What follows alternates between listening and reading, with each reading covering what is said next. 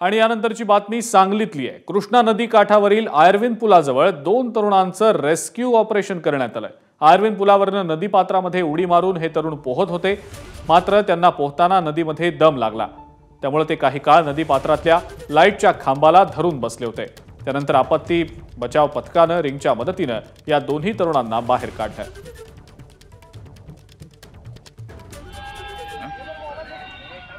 दरम्यान तरुण नदीपात्रामध्ये उडी मारून आपला जीव धोक्यात घालत असल्यानं एनडीआरएफ कडून नदीपात्राचा आढावा घेतला जातोय। कृष्णा नदी काठावरील आयर्विन पुलाजवळ एनडीआरएफची टीम दाखल झालेली आहे आणि पाणी पातळीचा टीमनं आढावा देखील घेतलाय।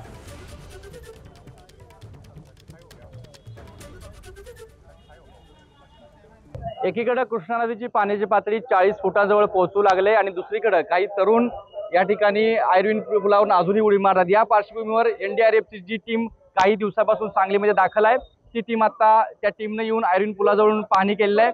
ज्या पद्धतीने पाण्याची पातळी वाढते ती लक्षात घेता काय या ठिकाणी नियोजन केलं पाहिजे याच्या दृष्टीने एनडीआरएफच्या टीमने या ठिकाणी पाहणी केलेली आहे। आपण पाहतो एनडीआरएफचे जवान या ठिकाणी येऊन संपूर्ण परिस्थितीचा आढावा घेत आहेत। हा आयर्विन बीच जवळ अनेक तरुण या ठिकाणी सातत्याने पोलिसांनी आवाहन करून देखील उड्या मारतायत। त्यामध्ये काही वेळापूर्वीच एक दुर्घटना घडली होती, तरुणाला दम देखील लागला होता, नदीपात्रामध्ये तो अडकला होता। तर या सगळ्या घटना लक्षात घेऊन एनडीआरएफच्या टीमने या ठिकाणचा आढावा घेतलेला आहे। अशा अनेक जिल्ह्यामधील भाग आहेत ज्या ठिकाणी पूल पाण्याखाली जाऊ लागले, त्यामुळे त्या ठिकाणाहून वाहतूक होणं धोकादायक आहे। अशा संपूर्ण परिस्थितीमध्ये एनडीआरएफ सगळ्या बाबीचा आढावा घेताना दिसून येत आहे। कॅमेरा पर्सन योगेश सोबत कुलदीप माने, एबीपी माझा, सांगली।